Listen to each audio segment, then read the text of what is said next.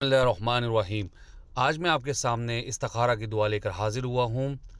حضرت جابر بن عبداللہ رضی اللہ عنہ بیان کرتے ہیں کہ رسول اللہ صلی اللہ علیہ وسلم ہمیں تمام کاموں میں استخارہ کرنے کی ایسے تعلیم دیتے جیسے قرآن کریم کی کسی صورت کی تعلیم دیتے۔ آپ صلی اللہ علیہ وسلم فرماتے، جب تم میں سے کوئی شخص کوئی کام کرنا چاہے تو فرض کے علاوہ 2 رکعت نماز پڑھے، پھر یہ دعا پڑھے۔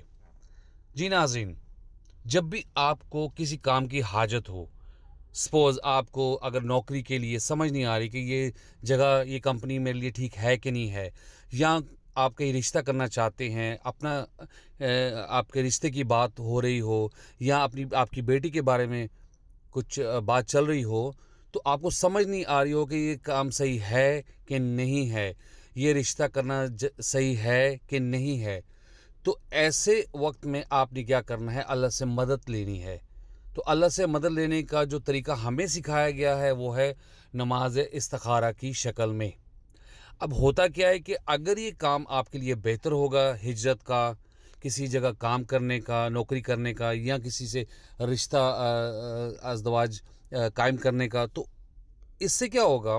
2 نفل جو نماز استخارہ آپ پڑھیں گے، تو اگر وہ آپ کے لیے بہتر ہوگا تو اللہ تعالیٰ وہ کام آپ کے لیے آسان کر دے گا۔ اگر وہ آپ کے لیے بہتر نہیں ہوگا تو اللہ تعالیٰ اس سے بہتر آپ کے لیے راستہ بنائے گا انشاءاللہ۔ تو آپ خود بھی نماز استخارہ پڑھا کریں اور دوسروں کو بھی اس کی تلقین کریں، اور خود کریں، نہ کہ کسی کو کہیں کہ آپ کے لیے کرے استخارہ۔ جو ہمیں اس حدیث سے حکم ملا ہے وہ خود کرنے کا ملا ہوا ہے، لہٰذا آپ نے 2 رکعت نماز نفل، نماز استخارہ آپ نیت کر کے پڑھنا ہے، اور اس کے بعد یہ دعا پڑھنی ہے۔ میں امید کرتا ہوں آپ بات سمجھ گئے ہوں گے، اور انشاءاللہ نیکسٹ ٹائم جب بھی آپ کو کوئی ایسی ضرورت محسوس ہوگی تو آپ نماز استخارہ خود پڑھیں گے۔